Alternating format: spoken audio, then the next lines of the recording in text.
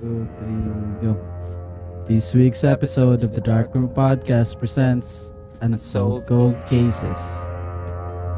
We'll be talking about the Zodiac Killer. The Zodiac Killer, or simply Zodiac or the Zodiac, is a pseudonym of an unidentified serial killer who operated in the Northern California in the late 1960s. The killer originated the name himself in a series of taunting letters and cards that he mailed to regional newspapers, threatening killing spree and bombings of if they were not printed.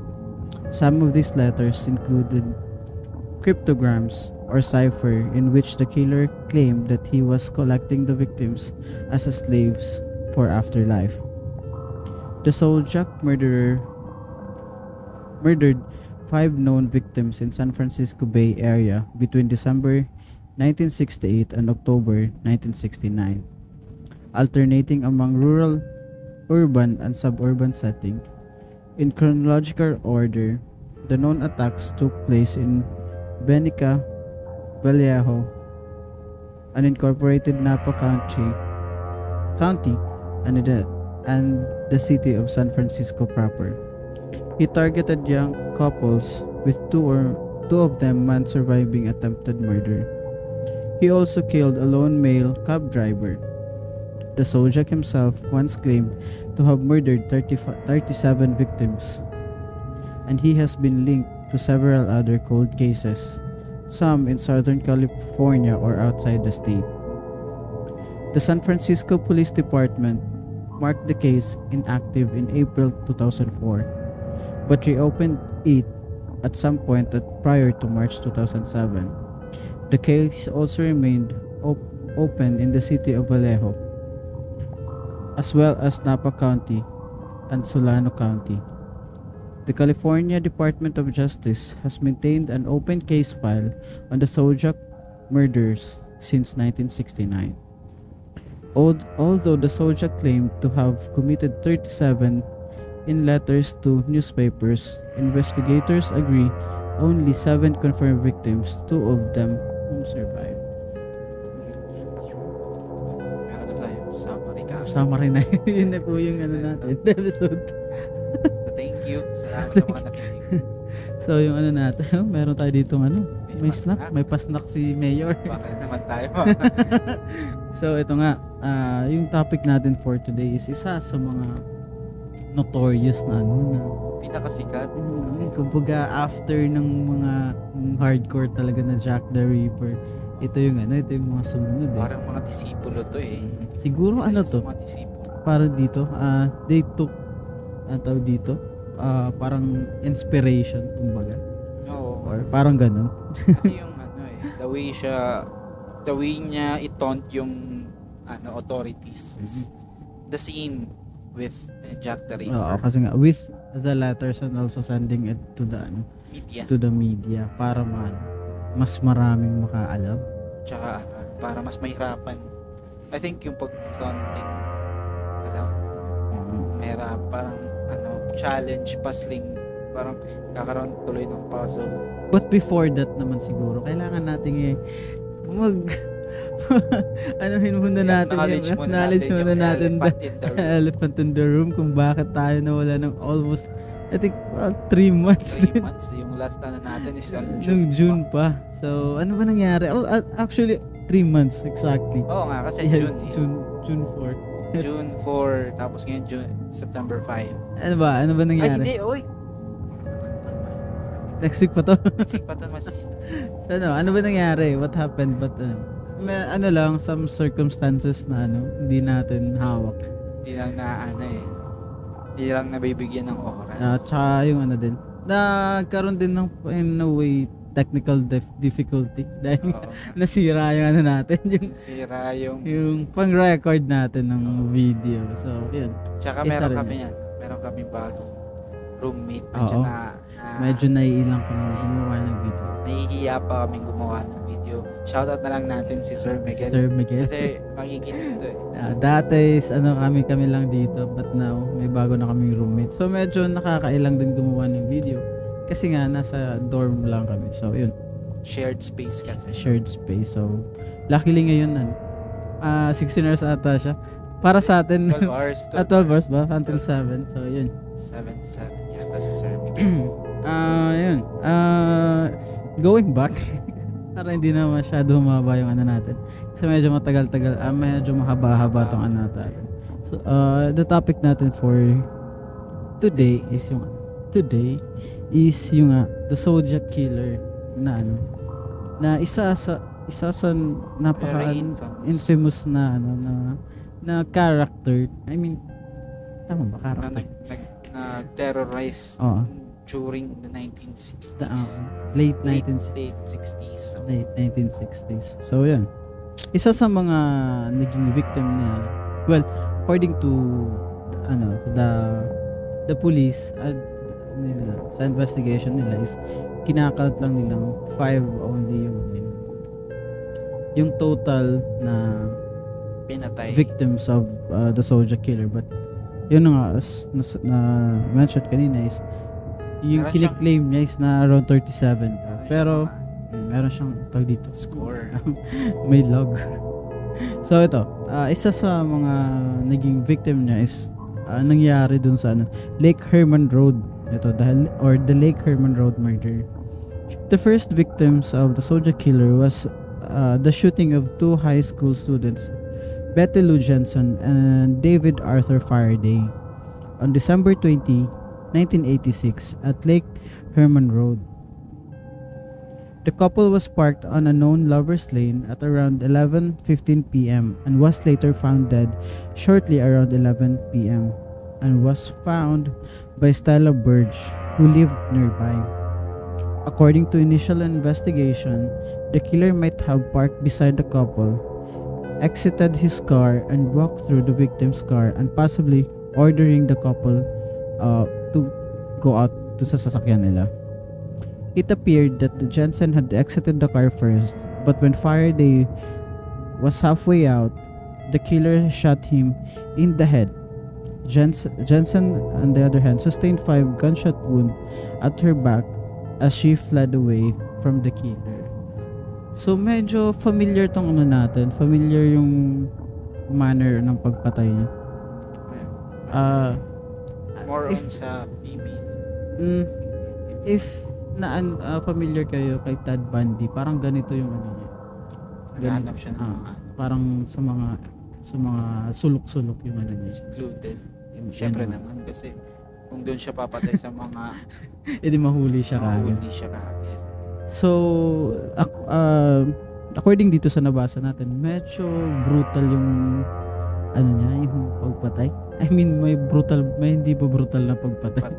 I think unsuspecting talaga tapos kasi nga syempre nag-ano kayo, smooching or what. Meron kayong Ginagawa kayong kababalaghan. Then Tapos, suddenly may darating. Kaya mag-hotel na lang kayo. May na lang para mas safe. Oo. So medyo nga yung pagpatay niya kasi nga Walang as yung isa's leading her way outside towards palayo dun sa perpetrator nila is binaril pa siya ng 5 times. kasi ma-atras na siya. But also yung partner niya is dun nga binaril Ito sa yung first confirmed na pinatay victims ni Zodiac Killer. So ito yung pinakasikat kasi ito yung una na parang dito nakilala si the Zodiac Killer. As we move dito sa case na to is malalaman natin kung bakit puwet mo may racket. bakit naging serial yung isang tao lang yung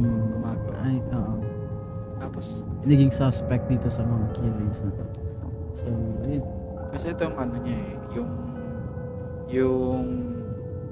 yung wala siyang definite reason bakit siya pumapatay. Gusto niya lang. So, alam natin na medyo psychopathic yung behavior ni Yes. Zodiac.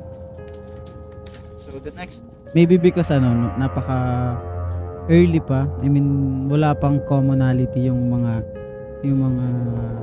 victims, no? Baka as we move sa mga next, sa mga next na mga victims, maybe may makita tayo kung bakit or maybe wala din naman. Baka trip niya lang talagang pumatay. So the next is the Blue Rock Spring murder. Yung sa Lake Herman was on December 20th. Then after few months, meron namang bagong victims. Ito yung another confirmed. On July 4th, 1969, the next victims were Darlene Ferrin and Michael Magu was found dead inside their car at the Blue Rock Springs. Magu na tayo. Magu Ooh. was found dead inside their car at Blue Rock Springs Park in Vallejo, just 6 kilometers from Lake Herman Road, the first murder site. So magkalapit. So medyo yung killer is more on, alam niya yung lugar. Moron siya. More on Familiar. familiar siya. Dun sa or maybe dun talaga siya nakatira. Around Malapit. that area. Kasi nga, Taga dun siya. Tapos parang dun siya nakatira. Tapos parang dito yata sumikat kasi the couple na naman yun. So yun yung parang common. Oo, merong common siya na naghahanap siya ng mga couples. Tapos I think nung first niyang parang meron pa siyang culture shock, no? Parang nasya-shock pa siya na nakapatay siya ng tao. Kasi natagal muna December, tapos parang naglinger muna Baka naglilo lang talaga siya. naglinger lang. Parang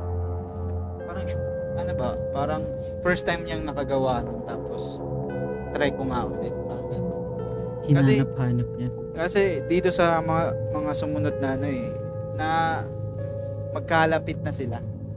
Magkalapit na yung mga dates ng mga nangyayari. Spoiler lang. Spoiler alert. Spoiler alert. Parang That's crazy. That's crazy. Ooh. What? That's crazy. Dapat na matuto tayo. Shoutout nga natin yun. Matuto tayo ng that's crazy na yun Bagong sa TikTok yung gumagawa ng mga podcast. Speaking of TikTok, may TikTok account tayo pero konti lang yung upload. I-follow nyo yung namin, TikTok page. The Dark Room Podcast. Dalawa yung The Dark Room Podcast, yung isa photography, yung sa amin yung Yung alam nyo na. So yun, ito na.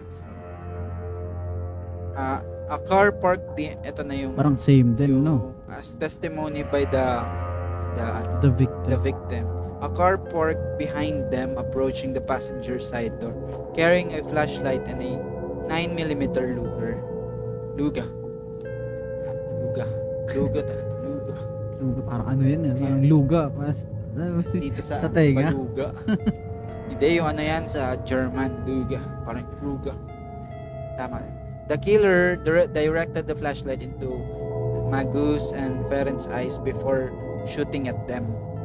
The killer walked away from the car, but upon hearing Magu's moaning,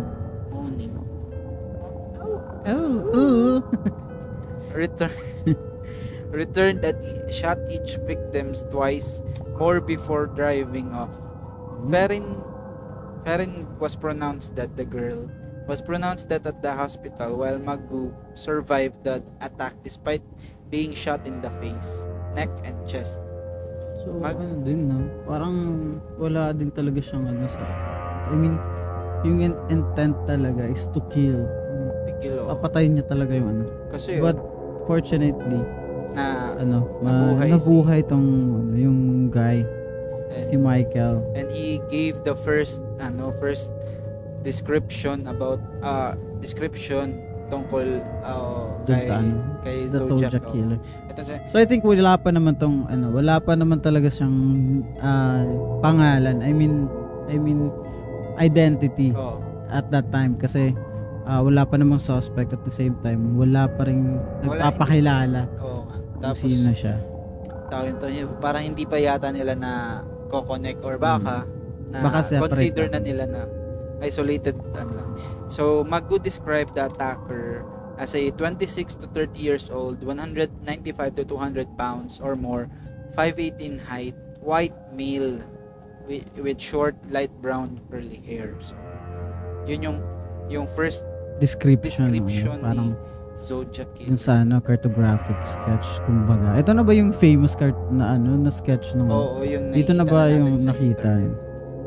Yun na yung ay hindi pa, meron pang may isa pa na magbibigay rin.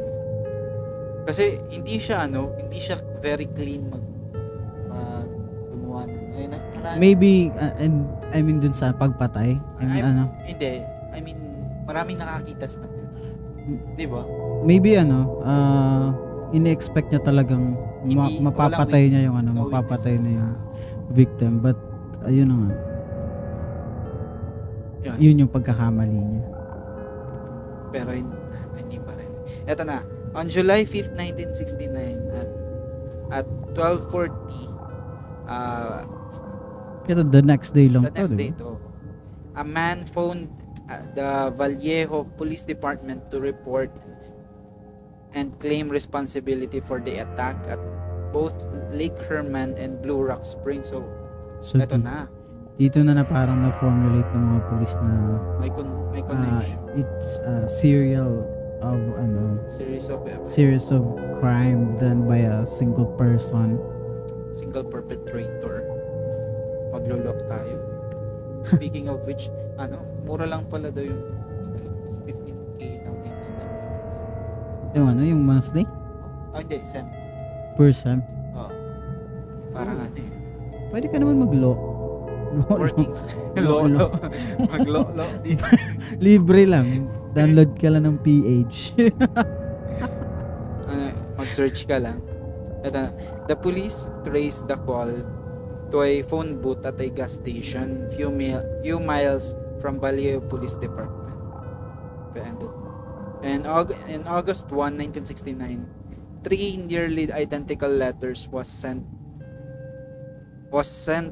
by the killer to Vallejo Times Herald, the San Francisco Chronicle, and the San Francisco Examiner, taking credit for the shootings.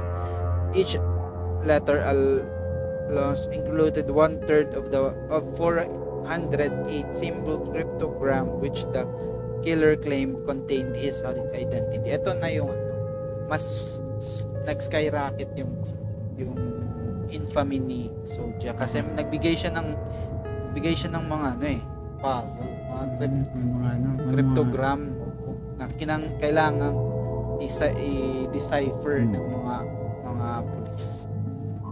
Yun nga. So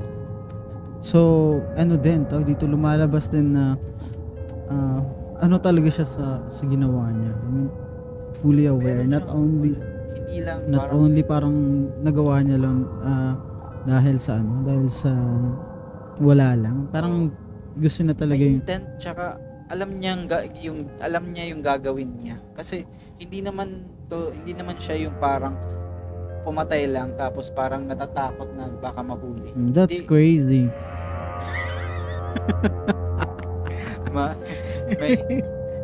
Talaga. That's crazy. May practice tayo. Magpa-practice tayo. Gagawin natin Tapos, and then, ito, meron siyang mahilig siya sa mga puzzles, cryptic messages, and then yun na. Which killer claimed... Ito, hindi naman cryptic yung poptic lang. Poptic. Hindi naman. Sorry. Hindi naman nila natindihan. Dude, that's crazy. Mga taga... Yung mga wari-wari. Wari-wari lang yung mga... So, yun. After a few days, on few months. August 7, A few Another days lang. No?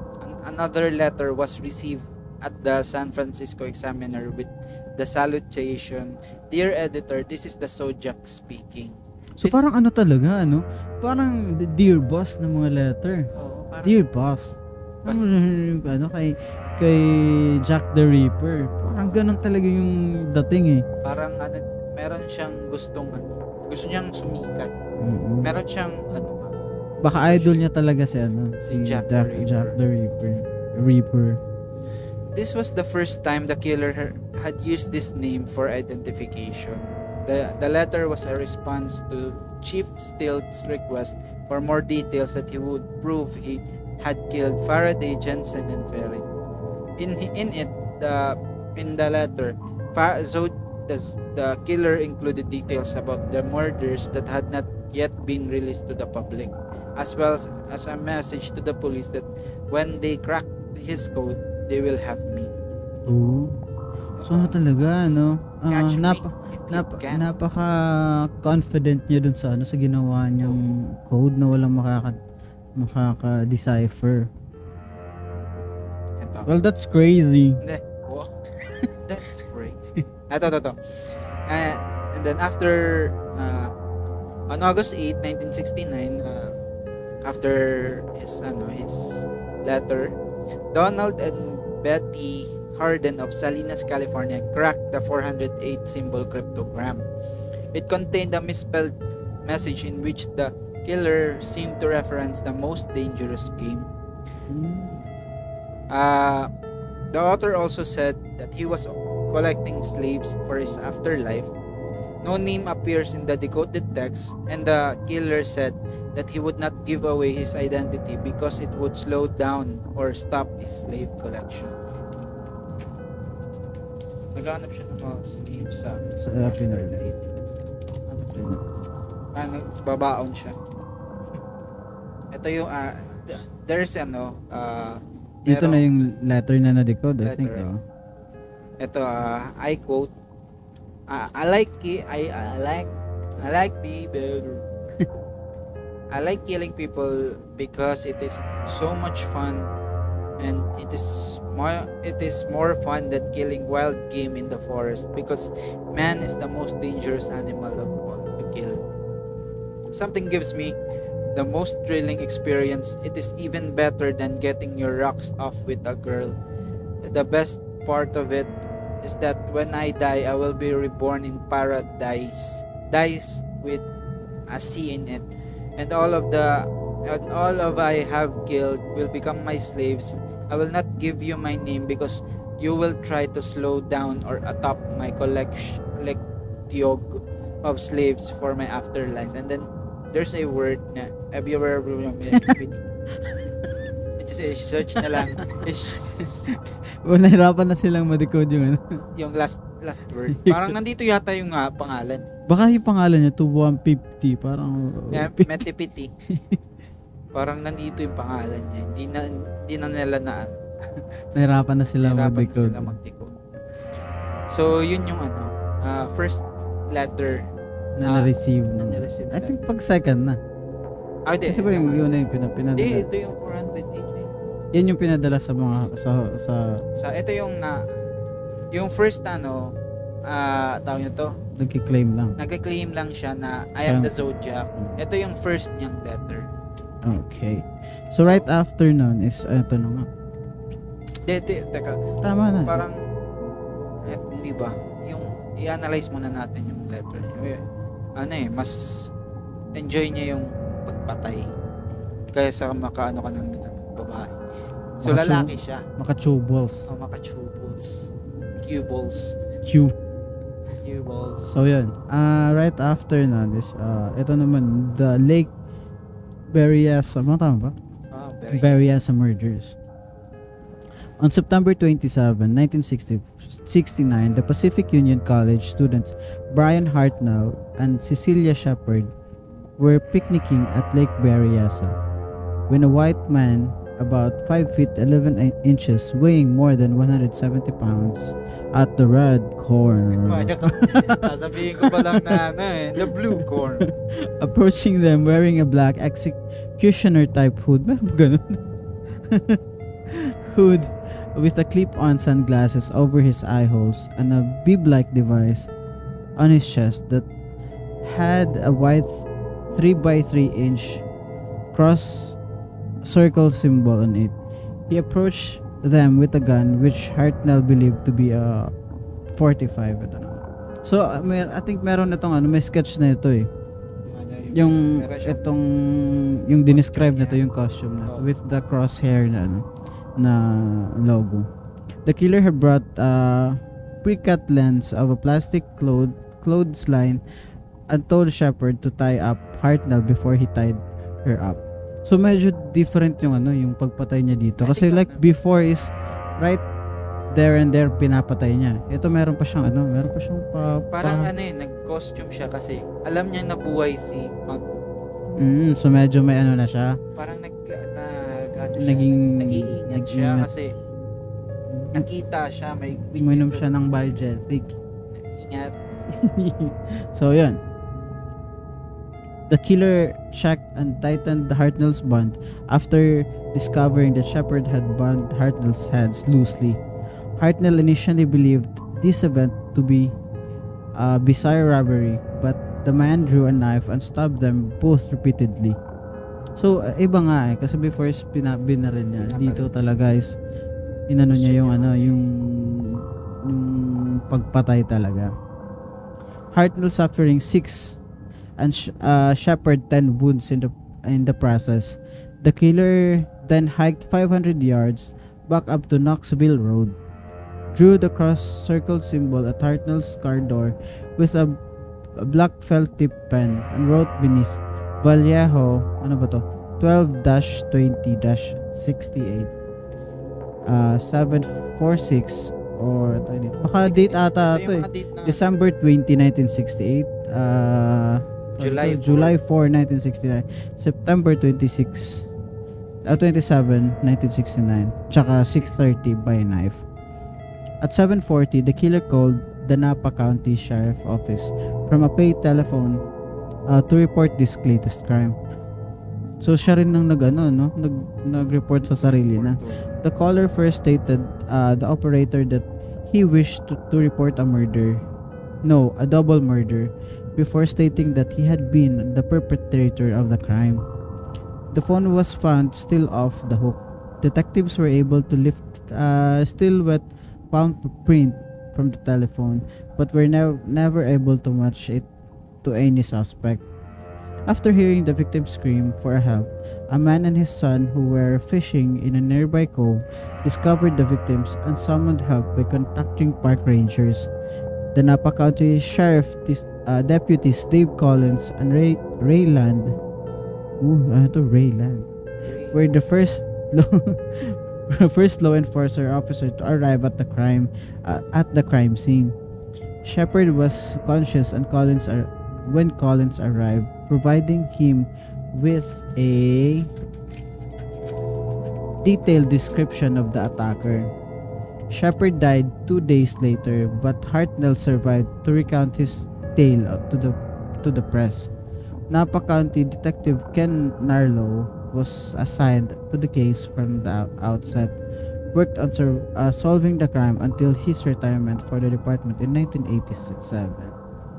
So, medyo hindi pulido yung pagkakagawa niya. I mean, laging may nakaka-survive. At least, hindi na naman siya nakita. So, but, meron silang description kung bigyan na naman. But, talaga dito is, something that strike me is, he's really trying to, yung authorities, na, try niya talaga kilala siya. Or maybe, lang talaga, maging sumikat siya or what, or, wala, trip niya talaga kasi sino ba namang killer yung papatay tapos tatawagan? Ihiyan mo yung sarili mo. Gusto siya talagang naghahanap siya ng attention. Maybe alam mo ba, some sa mga napakinggan ng mga podcast is isa yun sa mga nature ng mga killer. I mean yung mga sociopath, mga pang tao sa kanila. I mean yung gumagawa talaga ng tawag dito, mga crimes talaga. Talaga. Kasi right up, isa daw, naghahanap sila ng thrill after nilang gawin yun. To the point na, meron akong napakinggan, I think isa yung German na he was called the vampire, I think. Tapos like, gumagawa siya ng crime, pinapatay niya yung drinking yung dugo dun sa sa victim niya. Tapos, habang may dumadating na mga tao, dun siya sa malayo, or parang bumabalik siya dun sa area, tapos nagtatago siya somewhere, then jerking off, na pinapanood niya yung mga tao na hindi siya na-identify. Talaga? Oo. That's crazy. That's crazy. That's crazy. Noon, napaka-crazy noon. Ilang mga napanood ko. Naantay kung makapasok. ilang mga parang serial killer or mga joking aside, mahilig parang mostly ng mga si Kenshin nga bumabalik sa niya dun sa pinatay niya ngayon hindi ba sa movie? Nasa movie. Pinuntahan niya yung scene of the crime. I think kasi parang yun parang nagbibigay sa kanila ng kakaibang dito adrenaline. Oo, or parang nagawa ko. Hindi niyo ako mahuli, ganun. Alam mo ba yun? That's crazy. Parang oh my tsaka yung pa dito is dito. Yung the way na ginawa niya. Nag-costume talaga. Kasi alam niyang nakita siya. Meron na siyang nag-iingat talaga siya. So, parang bago pa lang siya. I think yung first two na is parang trial pa lang. Trial niya na ito yung gagawin niya. Tapos, nung nalaman niyang nakilala siya, tsaka parang nakilala siya ng victim niya, nag-try siyang mag-costume. Kaya ito na. Tsaka yung lang dito, tawag dito. The way ng gusto niya talagang i-connect yung mga crimes sa kanya. Oo. Kasi nilagay niya yung mga date ng mga victims niya, yung tawag dito, yung parang gusto niyang i-claim na siya yung pumatay. At the same time, parang marking yan kasi. Ito yung anak ko. Akin to. Pen name. Yun nga, parang pen name. Ako to Di ba parang yung mga nagnanakaw, parang may biniiwan sila doon, oy, nanakaw namin to. Oy, sino yung nagnakaw? Si Luping. Parang ganun. So, and then another life. 2 weeks later. 2 weeks na ba yun? That's crazy! Mamaya na. Mabilis naman. Mabilis.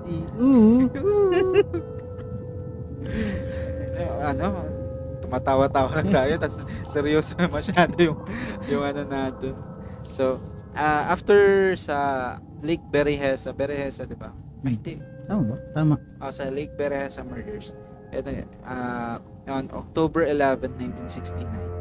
A white male passenger entered the cab driven by Paul Stein at the intersection of Mason and Geary Streets in San Francisco. The passenger then shot Stein once in the head with a 9mm handgun, took Stein's wallet and car keys, and tore away a section in Stein's blood-stained shirt tail. The perpetrator was observed by 3 teenagers across the street at 9:55 p.m. and they phoned the police.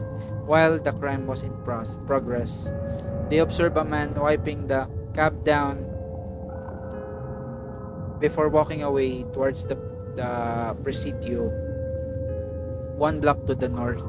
2 blocks from the crime scene, patrol officers Dan Folk and Eric Zelms, responding to the call, observed and the officers observe a white man walking along the sidewalk east on Jackson Street and stepping onto a stairway leading up to the front yard of one of the homes on the north side of the street. The encounter only lasted 5 to 10 seconds. The teenager described the suspect to be 25 to 30 years old with a crew cut and standing approximately 5 feet and 8 inches to 5 feet and 9 inches tall. However, the police radio dispatcher had alerted officers to look out for a black suspect. Oo, ano yan? Ba't ganon? Napaka-clear naman nung call, ba't naging black? Oo nga. Black Lives Matter. That's crazy. Oh. So, talaga, no? Iba yung sinabi ng teenagers, tapos Yung mga talaga, yung mga tawag dito, yung mga witness talaga, nakakita talaga sa crime. nakita na naman si Zodiac. I think kung hindi siya, Pero medyo kakaiba to kasi this one was na very different dun sa previous na tatlong cases. Kasi before is like tawag dito, yung partner nasa lover's lane, but ito nasa talaga sa sasakyan, and also nasa city, inside the city. and also this is the first time na meron siyang kinuha from the victims, kasi kinuha niya yung wallet tsaka yung yung car keys.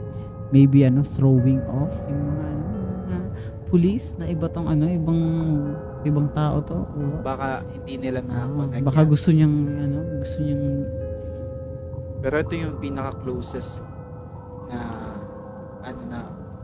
kung hindi naging racist yung mga radio dispatcher, I think wala tong Zodiac. I mean, meron yung Zodiac, pero depende kasi baka naman hindi rin, ba yung proximity I think close lang. nung mga witness dun sa crime scene. Kasi kitang-kita nila Kitang-kita sa CCTV. Kitang-kita sa kanila.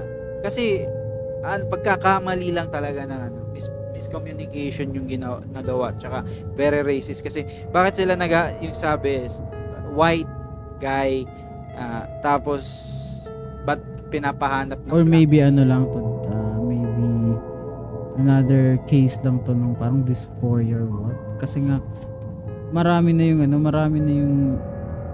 I think I mean, expecting nila na black baka citizen. lalaki yung white guy, siya yung pumatay kasi nga may mga series of killings na, tapos yun lang yung parang baka siya yun, ganun.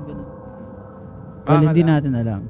Pero ito nga talaga according to the call, maybe may may maling mix up. And then so they were looking for a black suspect. So Folk and Zelms drove past the perpetrator without stopping. The mix-up in descriptions remain unexplained. A search ensued, but no suspects were found. This was the last officially confirmed murder by the Zodiac Killer. However, on October 13, 2 days after he killed the murder of Paul Stein, the San Francisco Chronicle received a new letter from Zodiac that claimed credit for the killing and contained a torn section of that Stein's bloody shirt to prove these facts.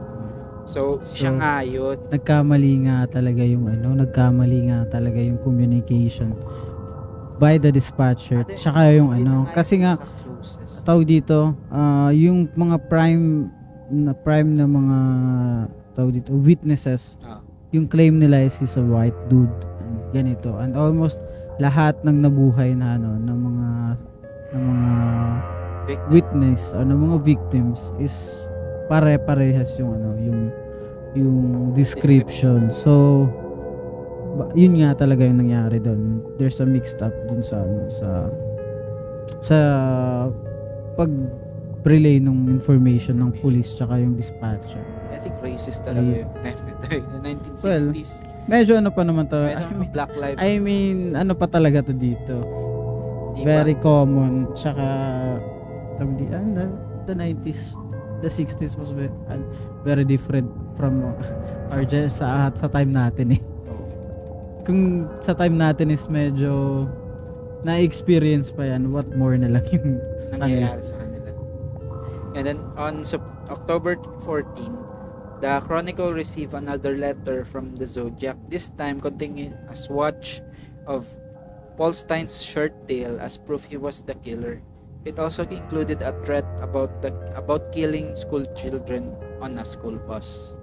And then 3 weeks after, on November 9, the Zodiac mailed a 7-page letter stating that 2 policemen stopped and actually spoke with him 3 minutes after he shot Stein.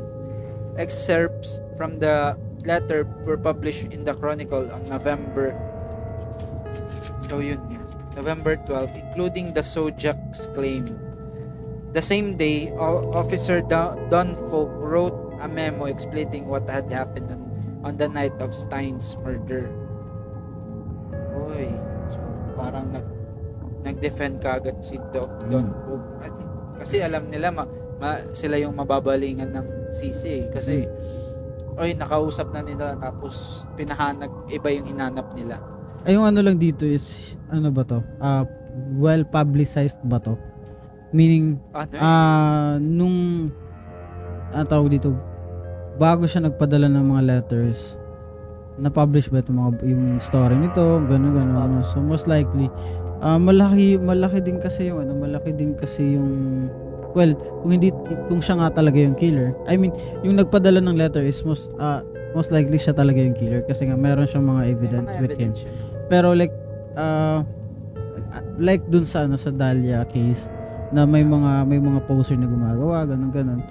Kasi nga dahil publicized yung I mean, marami talaga yung mag-claim. But ito talaga sa different story kasi meron mga evidence talaga yung Tsaka yung tawag dito, yung the way niya ikwento nakita nga ako ng pulis Hindi nila ako hinuli. Hindi nila ako tinanong. So, meron talagang pagkukulang yung pulis dito. Itong part kasi ito na yung pinakamalapit Then the closest na pwede nila mahuli. And then on December 20th, 1969, exactly 1 year after the murders of David Faraday and Betty Lou Johnson, the Zodiac mailed a letter to Belly that included another swatch of Stein shirts. The Zodiac said he wanted Belly to help him. Meron. So, ito na. Then, Kathleen John's report. Sino ba to si Kathleen John report? Kathleen John. So, basahin natin. At saka na ito Sa'yo na. On the night of March 22, 1970, Kathleen John was driving from San Bernardino to Petaluma to visit her mother. She was 7 months pregnant and had her 10-month-old daughter beside her. While heading west on Highway 132 near Modesto, a car behind her began honking its horn and flashing its headlights. She pulled off the car and stopped. The man in the car, parked behind her, approaching her car, stated that he observed that her right rear wheel was wobbling and offered to tighten the lug nuts. After finishing his work, the man drove off. Yet when John pulled forward to re-enter the highway, the wheel almost immediately came off the car. The man returned, offering to drive her to the nearest gas station for help. She and her daughter climbed into his car. During the ride, the car passed several service stations, but the man did not stop. For about 90 minutes, he drove back and forth around the back roads near Tracy. When John asked why he was not stopping, he would change the subject. When the driver finally stopped at an intersection, John jumped out with her daughter and hid in the field. The driver searched for her using a flashlight, telling that he would not hurt her before eventually giving up. Unable to find her, he got back into the car and drove off. John hitched a ride to the police station in Patterson. When John gave her statement to the sergeant on duty, she noticed the police composite sketch of Paul Stein's killer and recognized him as the man who had abducted her and her child. Fearing that he might return to kill them all, the sergeant had John wait in the dark at a nearby meal restaurant when her car was found. It had been gutted and torched. Most accounts say that the man threatened to kill John and her daughter while driving them around, but at least one police report disputes that. John's account to Paul Avery of Chronicle indicates that her abductor left his car and searched for her in the dark with a flashlight. However, in one report she made to the police, she stated that he did not leave the vehicle. So, ano yun? Ano yun? Basahin naman. Ano siya? Sige. In the letter of the Chronicle postmarked July 24, 1970, the Zodiac took credit for Caitlin John's abduction 4 months after the incident. In July 26, 1970, may letter, the Zodiac paraphrased a song from the Mikado, adding his own lyrics about making little list of the ways in which he planned to torture his slaves in paradise. The letter was signed with a large, exaggerated cross circle symbol.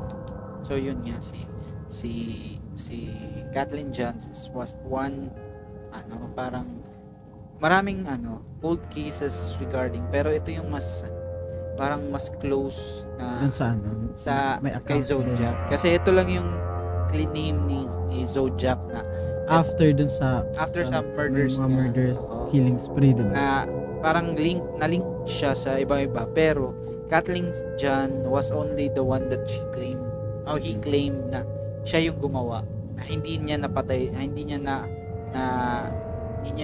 buti na lang wala siyang may nagawang kay Kathleen John. So yun Saka sa daughter niya, diba? Oo. So yun, and then eto na, after nun, on October 27, Chronicle reporter Paul Avery, who had been covering the Zodiac case, received a Halloween card signed with a letter capital Z and the Zodiac's cross circle symbol. Handwritten inside the car was the note, "Peekaboo, you are doomed." The threat was taken seriously and was the letter of a front page story in the Chronicle. Soon after receiving the letter, Avery received an anonymous letter alerting him to the similarities between the Zodiac's activities and the unsolved murder of Cherry Joe Bates, who had occurred 4 years earlier in the City College in Riverside in the greater Los Angeles area, more than 400 miles south of San Francisco. Avery reported his findings in the Chronicle in November 16, 1970. So, eto, nagkaroon ng prequel. May prequel. Kasi, yung mga confirmed na killings ni Zodiac Killer is during 1968 to 1969 only. And then, pero merong na-receive si Paul Avery. Paul Avery, baka nakapanood na kayo ng movie na Zodiac. Siya yung si Jake Gyllenhaal. Siya yung hindi ko pa rin napanood, pero nabasa ko lang. Nakita ko lang kasi siya yung bida eh. Siya yung bida. And then ito nga, ano ba yung nangyari kay victim Cherry Joe Bates? And ito, it was called the Riverside Murder. Saan lang to? Sa Alegria? Doon sa dalawang sakay dito, layo. And then on October 30th, 1966, an 18-year-old student by the name of Cherry Joe Bates, who is studying in Riverside City College, spent the evening at the campus library annex until it closed at 9 p.m.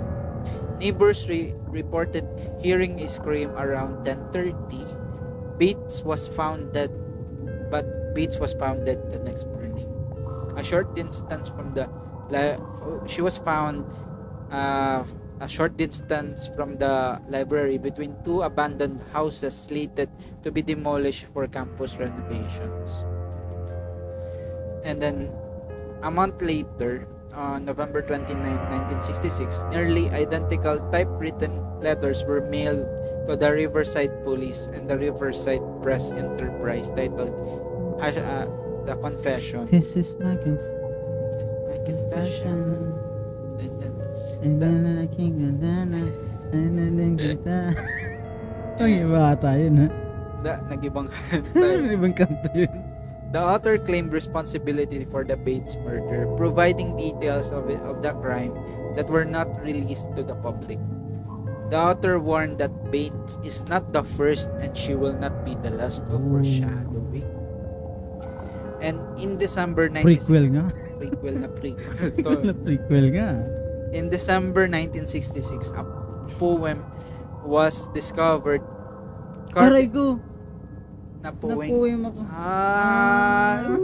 Ooh, that's crazy. And then, a poem was discovered carved into the bottom side of a desktop in the Riverside City College library, titled "Sick of Living and Unwilling to Die." Baka letter to niya, ano? Parang Yan, no, or maybe this is, a case of murder ba talaga? Or, pakamatay lang siya. hindi natin alam. Paano ba siya pinatay? She was found dead, di She ba? was dead, found dead na lang. Ba't walang Walang details kung paano siya Baka nagpakamatay lang siya, dude. Like, Baka. emotion. Pero kasi merong May nag-claim. may nag-claim. Tsaka merong 3 months ago. Hindi naman yata sobrang tagal yung pagpapadala ng mga letters. Baka yun, grupo ng emo kids. Yan. Meron akong what did the emo kid say to the other emo kid? What? I like your cuts, G. Yun. Dark yun. Okay. The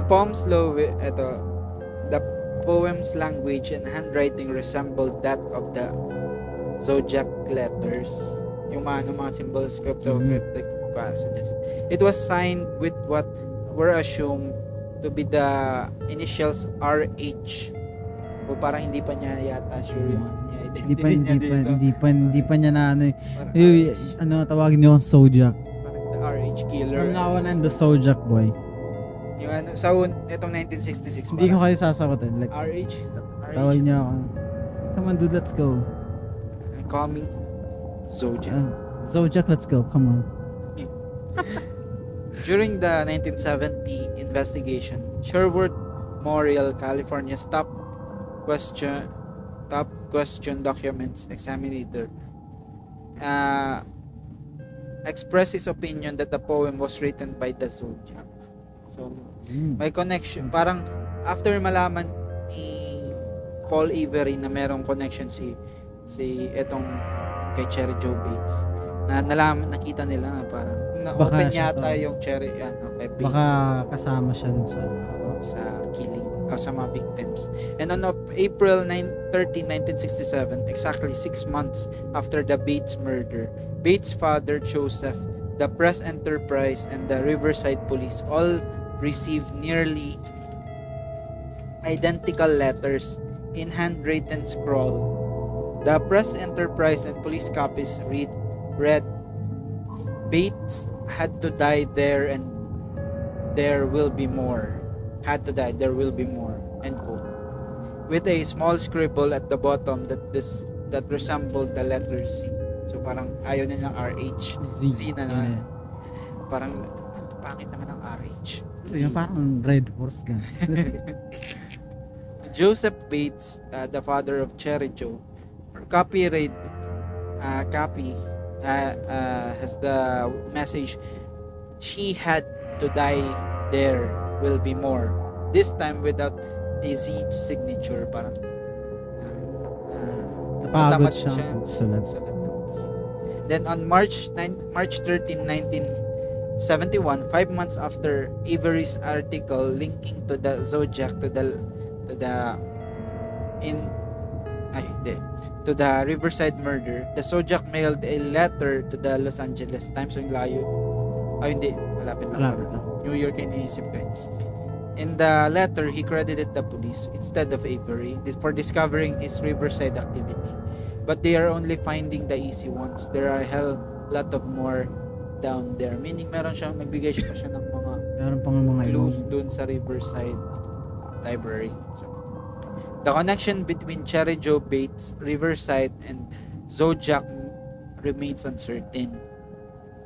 Paul Avery and the Riverside Police Department maintained that the Bates homicide was not committed by the Zodiac, but did concede that some of the Bates letters may have been his work to claim credit falsely.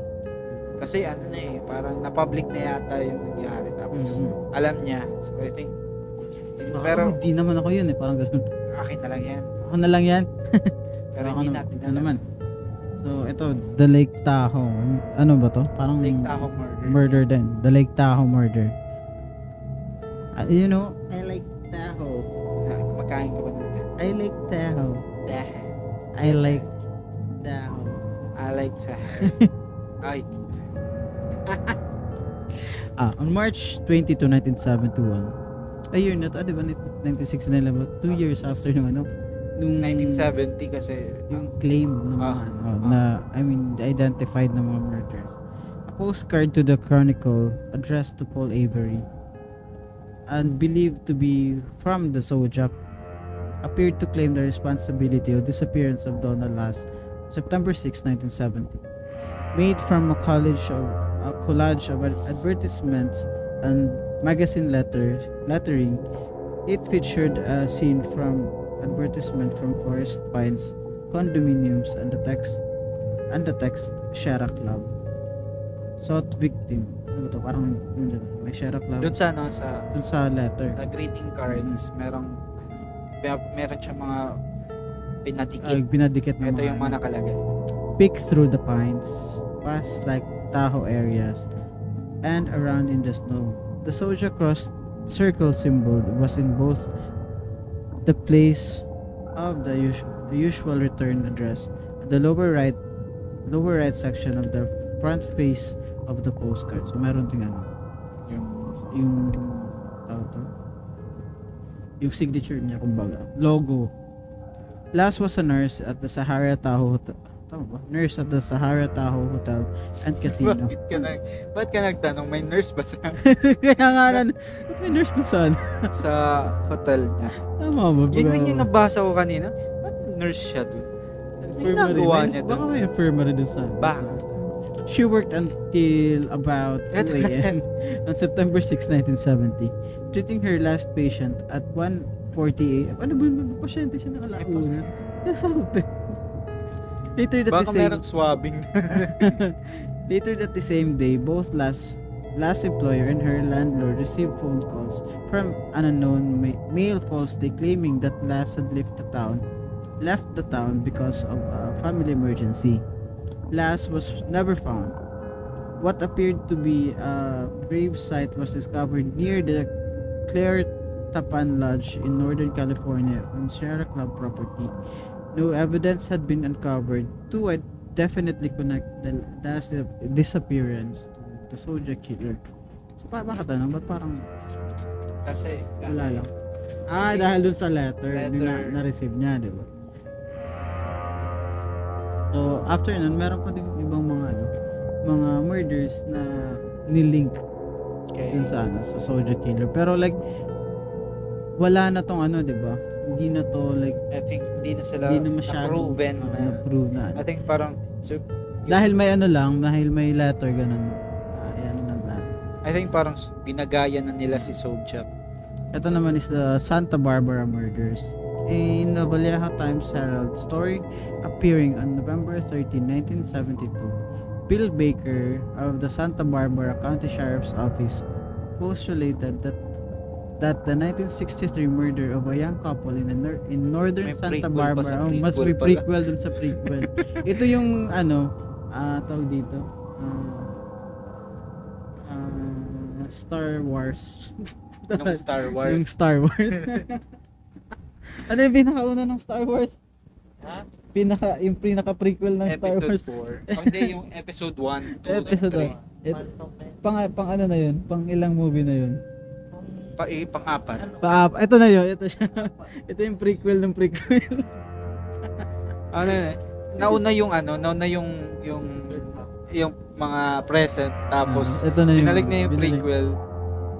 Ang tawag dito. Meron pa pala noong 1963. Yung 1963. Akala ko 1966 lang yung pinaka early. On June 4, 1963, a high school senior, Robert Domingos, and his fiancée Linda Edwards were shot dead on a beach near Lompok. Lumpok. Nalumpok yung lugar ulo doon. kasi binaril eh. Akala ko dito lang sa Kaya Pilipinas yung mga pangit yung mga lugar. Kalampak. Lampik. Having skipped school that day for senior ditch day. Yun. Kasi kung pumasok kayo, Merong victim shaming.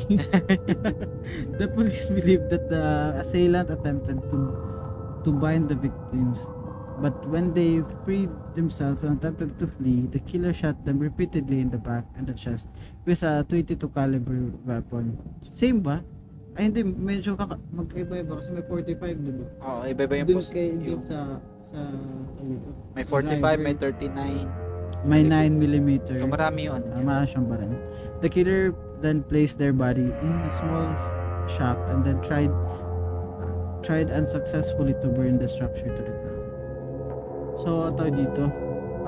I think ito yung pinaka parang another or na-link na lang. Na-link. Wala talagang correlation. Oo. Ito, the final Zodiac letter. After the lake, ikaw na ba? Ako na. Sorry naman. Nasanay. Force of habit. After the Lake Tahoe card, the Zodiac remained silent for nearly 3 years. Nagpahinga siya. The Chronicle then received a letter from the Zodiac, postmarked January 29, 1974, praising The Exorcist as the best satirical comedy that I have ever seen. Ito yung mga wrong spelling niya. I think sinadya na lang. pag-translate na. Pag-translate or dun sa pag-encrypt na. So hindi natin alam he's one of the earliest Rotten Tomato reviewer. Like kailan ba to? 1974. May na tayo guys. Hindi natin alam na gumagawa ganun ka tawag dito, ganun ka reliable. I mean, yung Rotten Tomatoes guys. Ito na siya yung parang una pioneering. The letter included a snippet of verse from the Mikado and an unusual symbol at the bottom that has remained unexplained by researchers. Zodiac concluded the letter with a new score. Me equals 37, parang me scored 37, and the SFPD or the San Francisco Police Department 0. Hindi siya nakahuli. And in April 2004, the SFPD marked the case inactive, citing caseload pressure and resource demands. Parang natagalan na talaga siya. I think parang same with the Dahlia case. Same with the Dahlia case. Dahil sa sobrang tagal nung sobrang tagal nung investigation, napakadami ng resources yung nauubos. So like syempre may tatao ka doon at saka magbibigay ka ng time so yun. However, they reopened the case sometime before March 2007. The case is open in Napa County and in the city of Riverside. It's still open. So baka meron kayong... Kasi nga naman dun yung iba talaga yung mga victims talaga dun talaga nangyari. Then, in May 2018, the Vallejo Police Department announced their intentions to attempt to collect the Zodiac Killer's DNA from the backs of stamps used during his correspondence. The analysis was the analysis by a private laboratory was expected to check any DNA against GED match.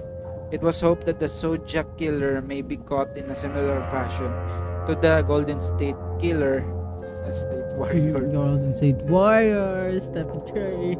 Joseph James DeAngelo. Ooh, In May 2000, yeah, DeAngelo yan eh, pero na Golden State Warrior. In May 2000, sheesh.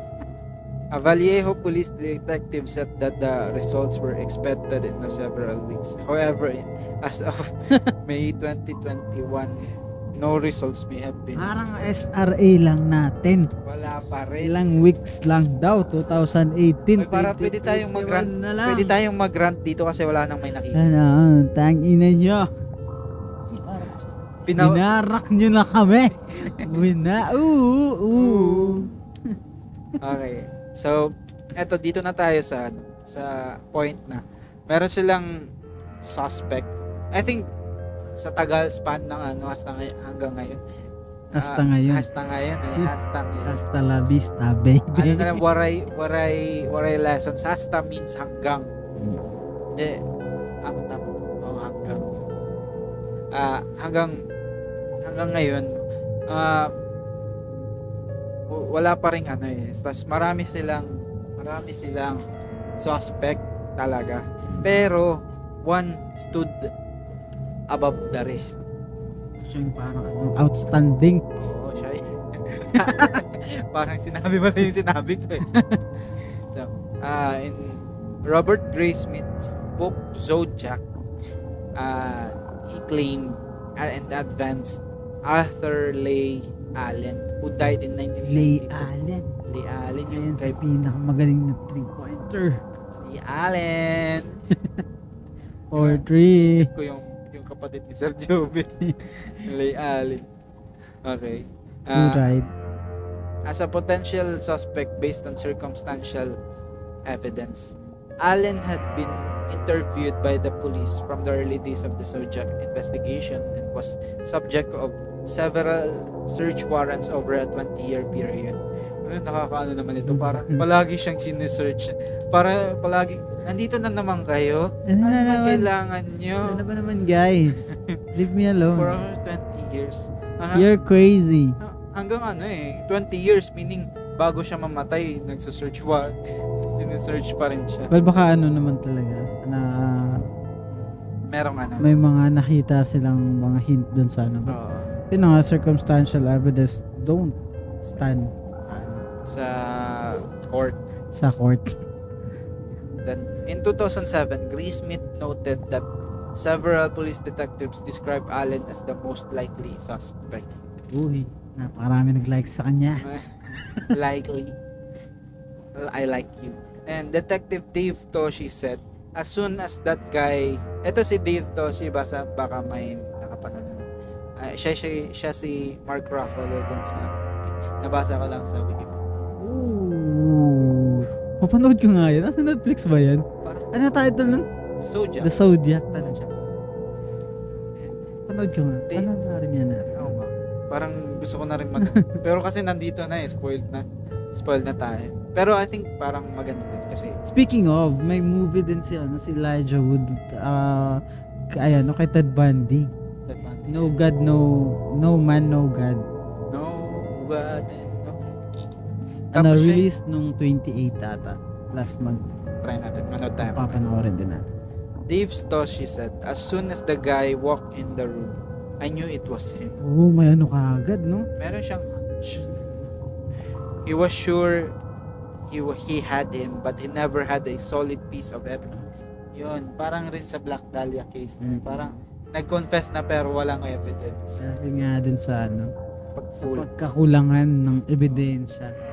So he had, Dave Toshi had to keep investigating every other lead para makita nila kung sino. And October 6, 1969 Allen was interviewed by Detective John Lynch of the Vallejo Police Department.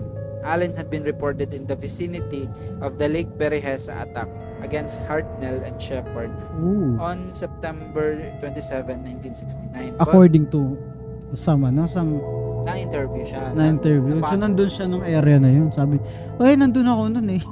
Ay, hindi. Sinabi. Sinabi niya? Hindi siya nagsabi. Sino yung Na-report in-interview? siya. Na-report lang. Na malapit siya doon. Pero, yung sabi niya is, he described himself scuba diving at Salt Point on the day of the attacks. So, wala siya doon. Daw. Yung alibi niya. Allen again came to police attention in 1971 when his friend Donald Cheney reported to police in Manhattan Beach, California that Allen had spoken of his desire to kill people, used the name Zodiac, and secure a flashlight to a fireman and a firearm to visibility at night. According to Cheney, this conversation occurred no later than January 1, 1969. Baka na ano niya lang eh. Tawag dito. Parang He's joking around. Parang gusto ko nga Gusto mo. pumatay. Tapos papangalan. So, Nagayahin ko si Zodiac Killer. Kasi 1968, di ba yung namatay siya? Baka lang sinabi niya rin kasi tapos na niya nagawa. Kasi Or maybe. parang gano'n. Parang ganun. May, ano din. Mga churi. Sabi Churi. Alam mo yung mga churi nung ano, yung churi. churi. He was generally well regarded by those pag hindi ka na support, churi ka na. churi. Yung pag may nasasaktan kayo bang May churi na. He was generally well regarded by those who knew him, but he was also described as fixated on young children and angry at women. That's crazy. He apparently never had a girlfriend or wife.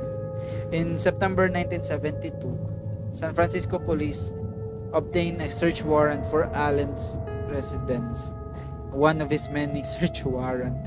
In 1974, Allen was arrested for sexually assaulting a 12-year-old boy. He pleaded guilty and served 2 years imprisonment. Vallejo police served another search warrant at Allen's residence in February 1991. 2 days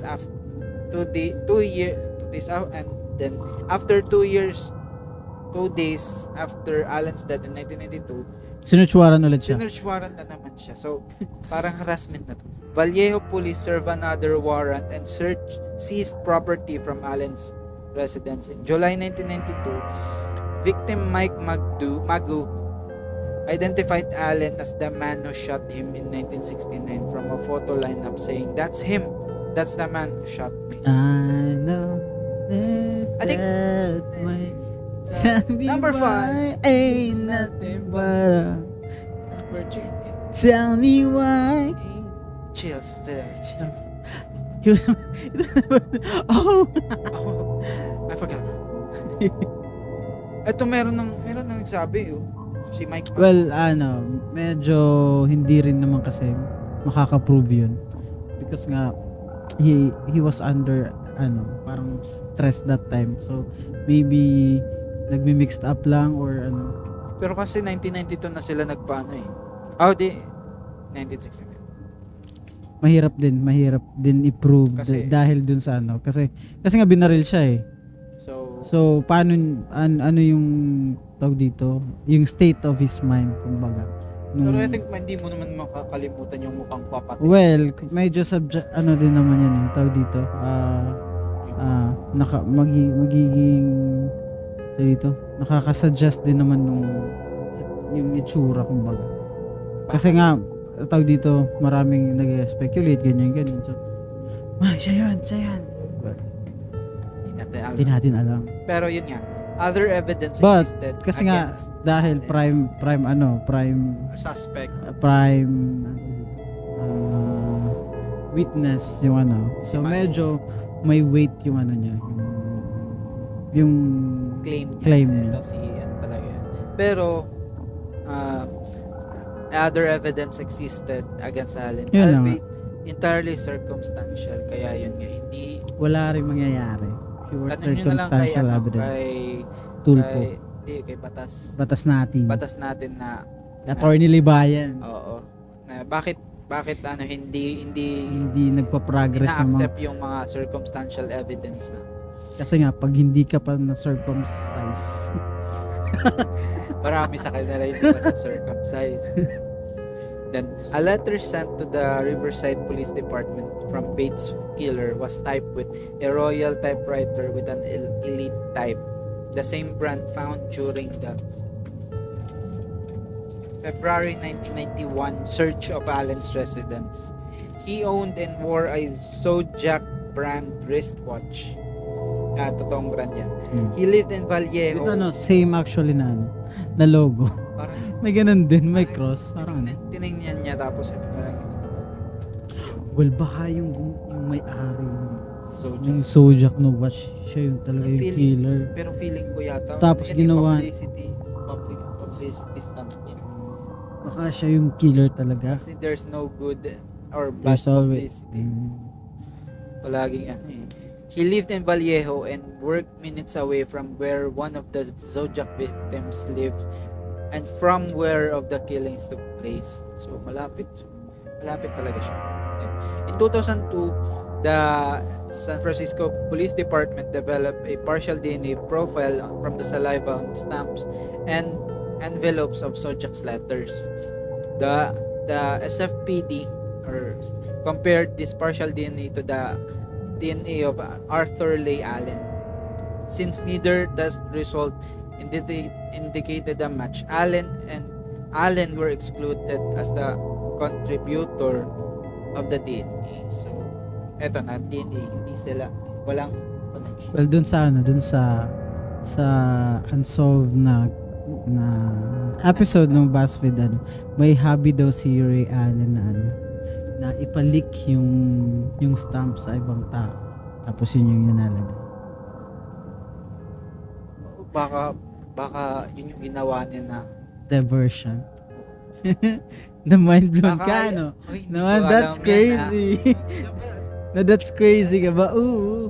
Na that's crazy ka, no? Hindi ko pa napanood yung Zodiac. Yun yung dun sana. Oo, so, Yun daw yung ginagawa niya if nagsasend siya ng data. Pinapadilaan niya yung stuff. so meron talaga. Then, retired police handwriting expert Lloyd Cunningham, who worked on the Zodiac case for decades, added they gave me a banana boxes full of Allen's writing. None of this writing even came close to the Zodiac's, nor did DNA extracted from the envelopes came close to Arthur. So yun ata yung aside dun sa Meron na sa time na pwedeng mahuli dahil dun sa report. Ito na yung I think the next closest thing na pwedeng nahuli sana yung Zodiac. I mean ma-identify yung Zodiac killer, but because of the maski nga na yung mga police is hindi nga nila in-entertain, I mean binigyan ng weight na possibly si Allen yung because na rin dun sa mga hard evidence na nakuha.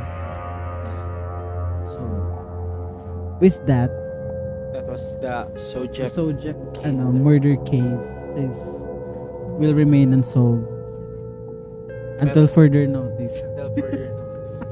Yung lang dito kasi yung dedication ng mga police. Well, syempre there's only one case that you will hanggang mamatay ka. Just like nung the Dahlia case. They parang inununan nila yung life nila para mahuli yung, but yun na nga, namatay na lang sila pero wala. I think most ng mga natin dito, mga police, pero ito na yung parang dito nila ginugugol yung buhay nila sa parang I think parang ginigilid lang nila to pero hindi nila to alam mo ba yung alam mo ba yung tick na pag meron kang isang bagay na hindi mo natatapos, yung tawag nila yung kati sa Sheldon yan meron siya yung kati sa utak ganun. Parang ayaw niyang hindi mo natatapos, like parang syempre isa din yun na talaga nagpupush sa mga police or sa mga tawag dito gumagawa ng mga trabaho nila to identify or close yung mga cases naman. But as much as they wanted na ma-solve yung mga cases na yan, syempre yung may mga times talaga na yung killer is way ahead dun sa mga pulis. Hindi I mean, malinis oh. yung ginawa nila. I think dito Or marami talaga times. May mga lang talaga, may mga instances lang na nagliled para swerte lang masyado yung killer na hindi. Kagaya nito, maraming times na pwede siyang mahuli pero hindi siya nahuli. So it's another case that will never na magiging unsolved for still cold cases. Kasi patay niya yata ito. Patay na to, 1960. Parang ito. Kung buhay pa naman to, parang hindi na to nag-aano. Or baka buhay pa siya. Siya yung may-ari ng Zodiac. Time traveler. Nandun siya sa isa siyang variant. Ooh. Kinuha siya ng si Loki. I think nung time na alam mo ba kung bakit hindi kaagad na identify si Loki dun sa as a variant? Kasi hindi siya nagsa-stand out. Kasi it's Loki.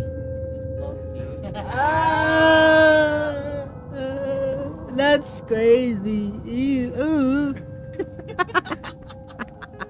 That's crazy. Parang hindi na yung dumadaan sa tab. Hindi na siya dumadaan. The cast, yung castaway yung iba yan. Yun yung mga churi-churi.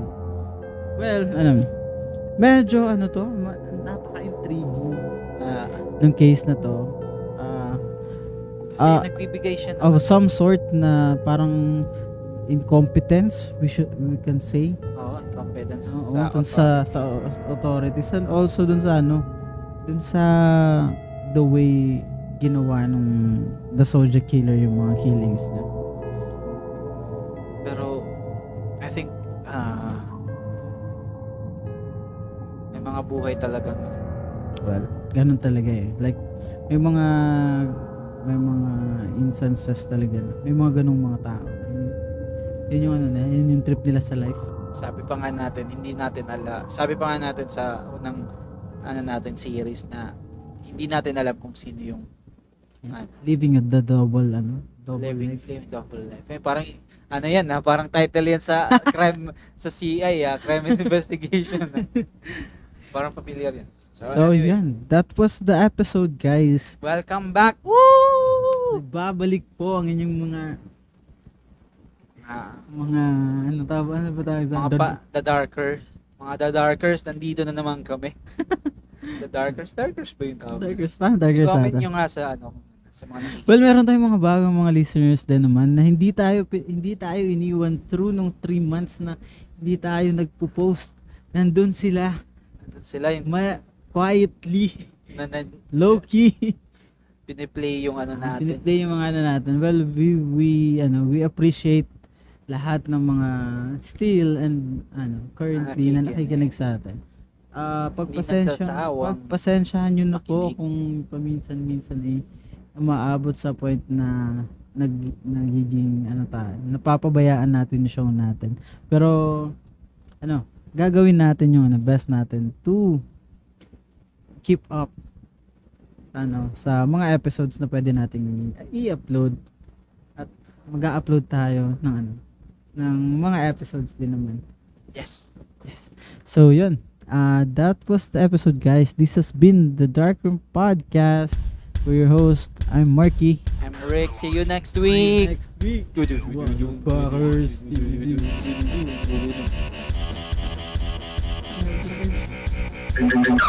Podcast.